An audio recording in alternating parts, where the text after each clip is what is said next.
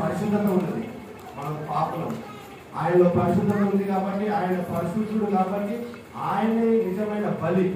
ఆ బలిదానమే మనకు రక్షణ కలుగుతుంది కాబట్టి ఆయన అన్ని రకాలుగా ఇబ్బందులు పొంది రాత్రంతా శ్రమ పడుతూ ఇక్కడి నుంచి ఎగ్జాంపుల్ మాట్లాడుతుంటే ఇక్కడ నుంచి పెద్ద సిద్దిపేట నుంచి దుబ్బాకు నుంచి పెద్ద ఉండేది.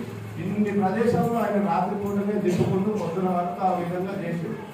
ఆ విధంగా మళ్ళా చేసినప్పటికీ ఆయనపై శిలువను ఎత్తుకొని ఆ యొక్క కలవరకొండపైకి ఎక్కించుకొని ఆ చేతుల్లో మేకులు, కాళ్ళలో శీలలు కొట్టించిన తర్వాత అప్పుడు ఆయన ఆ శిలువలో దాహమని అడిగాడు.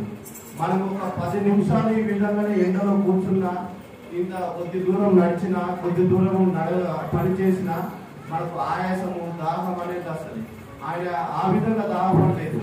ఏ విధంగా ఆయన మన కోసం శ్రమ పొందాడు, ఆయన మన కోసము ప్రాణం పెట్టాడు, ఆయన మన కోసము అన్ని విధాలుగా శ్రద్ధ పొందాడు. మాంసము ముక్కలు ముక్కలుగా ఆయన పడ్డది అక్కడ. ఎందుకోసం?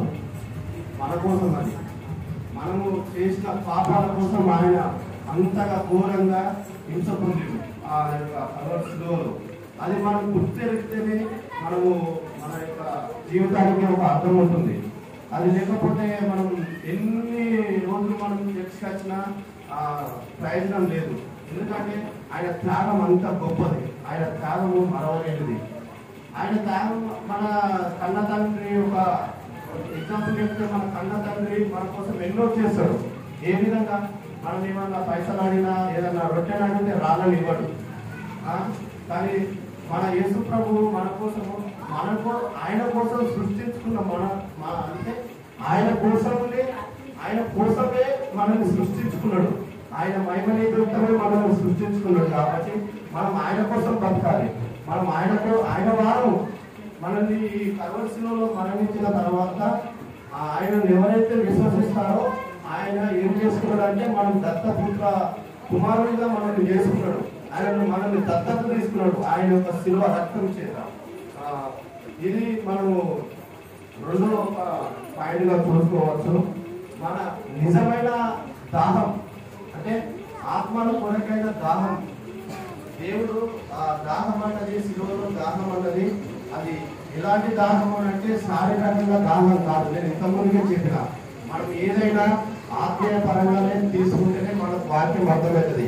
మీరు ఎప్పుడైనా కానీ దేవుని వాక్యం చదివినప్పుడు ఆత్మీయంగానే మనం ఆలోచించాలి. దేవుడు ఏమైతే మనతో ఏం మాట్లాడుతున్నాడు అనే ఆలోచన కొద్దే చదవాలి. కానీ ఏదో ఈ రోజు కొంచెం వాక్యం చదువుకొని అది చదువుకున్నది అన్న వీడియో కొద్ది కాదు. దేవుడు నాతో ఏం మాట్లాడుతున్నాడు అంటే, ఈ యొక్క 66 పుస్తకాలు రాసిన ప్రతి మాట అది నీ కోసం రాయబడ్డది, నా కోసం రాయబడ్డది. ఆయన కల్వరిలో నీ కోసం, నా కోసం మరణించబడ్డాడు. అది మనం గుర్తే కాదు. ఆత్మల కొరకైన దాహం. యేసుక్రీస్తు ప్రభువారు ఆయన యొక్క దాహం ఏంటంటే, ఆయన యేసుక్రీస్తు ప్రభువారు ఎప్పుడైతే బాప్తిసం పొంది ఆ యొక్క 40 రోజులు శ్రమ దినాలు పొందిన తర్వాత వెంటనే మత్తయి సువార్త 4:17 మనం చూడగలుగుతాం. పరలోక రాజ్యం సమీపించి ఉన్నది అని ఒక మాట మీరు మారుమనసు పొందుడని అక్కడ చూడగలుగుతాం. అక్కడ సువార్త చేసిండు అంటే ఎవరు నశించి నరకం పొందుట ఆయనకు ఇష్టం లేదు. కాబట్టి మనము ఆయనను నమ్మి, ఆయన యొక్క మరణాన్ని, ఆయన యొక్క జననాన్ని, ఆయన యొక్క పునరుత్థానాన్ని నమ్మి మనం ఎప్పుడైతే విశ్వసిస్తామో ఆయన యొక్క పరలోక రాజ్యానికి వారసులు అవుతాం. మనం నిజమైన దాహం అంటే ఏమిటి అనేది మనం చూసుకున్నట్లయితే యోహాను సువార్త 4వ అధ్యాయము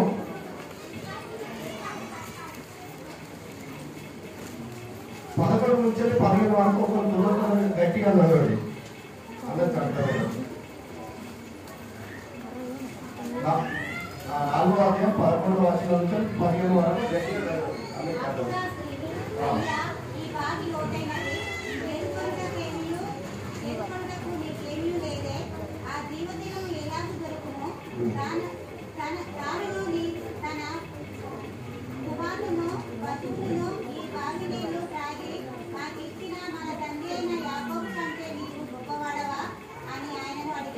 అందుకు యేసు, ఈ నీటి త్రాగు ప్రతివాడు నేనిచ్చు నీళ్లు త్రాగు వాడెప్పుడు దప్పికొనడు.